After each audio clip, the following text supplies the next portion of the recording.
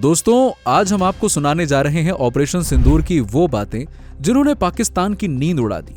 ये सिर्फ एक सैन्य ऑपरेशन नहीं बल्कि भारत की ताकत, टेक्नोलॉजी और जज्बे का वो प्रदर्शन था जिसे पूरी दुनिया ने देखा और पाकिस्तान अब भी उसकी गूंज से कांप रहा है। सोचिए, जब देश पर हमला हुआ तो भारत ने जवाब देने में एक पल भी नहीं लगाया। इस बार मैदान में उतरे हमारे सबसे घातक हथियार, जिनका नाम सुनते ही दुश्मन के पसीने छूट जाते हैं।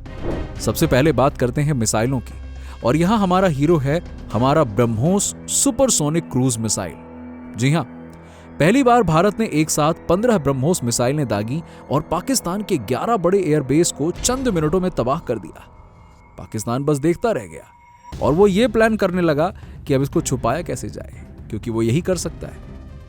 आपको बता दूं कि ये वो मिसाइलें हैं जो 300 किलोमीटर से ज्यादा दूर पिन पॉइंट पर वार करती हैं और दुश्मन को संभलने का मौका तक नहीं देती। लेकिन कहानी यहां पे खत्म नहीं होती। राफेल जेट्स ने उड़ान भरी, जिनमें लगे थे स्कैल्प मिसाइल। ये मिसाइलें दुश्मन के सबसे सुरक्षित बंकरों को भी चुटकियों में उड़ा देती हैं। इसके अलावा रैम्पेज और क्रिस्टल मेज जैसे एडवांस मिसाइलें भी इस्तेमाल हुई, जिनका काम था पाकिस्तान के स्ट्रैटेजिक ठिकानों को पूरी तरह से खत्म करना।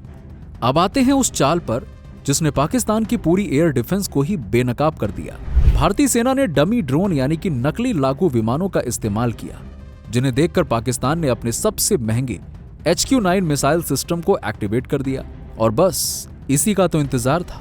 जैसे ही HQ-9 मिसाइल सिस्टम एक्टिवेट हुआ, हमें उसकी जानकारी मिल गई, उसकी लोकेशन पता चल गई, और उसके बाद तो बस भारतीय मिसाइलें सीधा उस पर जा गिरी और पूरा सिस्टम ध्वस्त हो गया।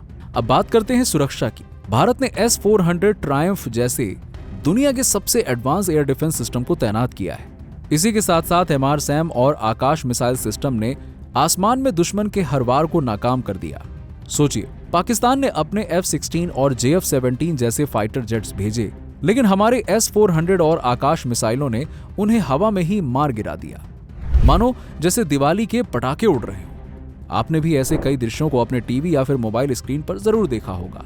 वहीं आंकड़ों की बात करें तो ऑपरेशन सिंदूर में पाकिस्तान के 11 एयरबेस तबाह हुए, 6 fighter jets F-16, JF-17, Miraj 5 जैसे, और एक साब एरिया AEW&C विमान भी मार गिराया।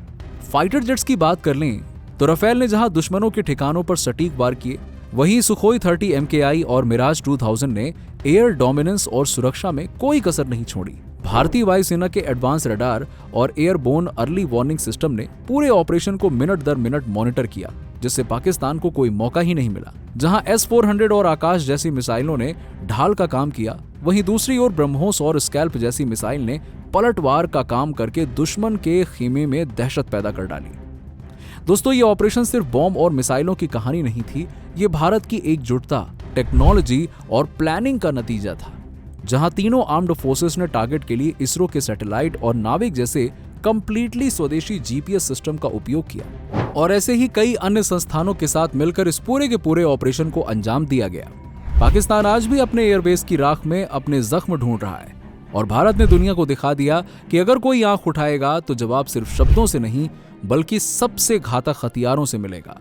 जैसे को तैसा, सीधी बात। तो हम इस ऑपरेशन से जुड़े तीनों सेनाओं के साथ साथ हर उस व्यक्ति और संस्थाओं के साथ साथ उन हथियारों का भी दिल की गहराई से धन्यवाद करते हैं, और यही कहना चाहते हैं कि आप आगे बढ़ो, हम आपके साथ हैं। तो अगली बार जब कोई पूछे ऑपरेशन सिंदूर में क्या हुआ, तो गर्व से कहिएगा, भारत ने अपनी ताकत, टेक्नोलॉजी और हौसले से सिर्फ 25 मिनट की कार्रवाई से धूल उठा दिया, यानी कि गर्दा उड़ा दिया, और साथ में टर्की के ड्रोन्स और चीन के मिसाइलों की असलियत दुनिया को दिखाकर उनके घमंड को भी चकनाचूर करके इतिहास रच दिया।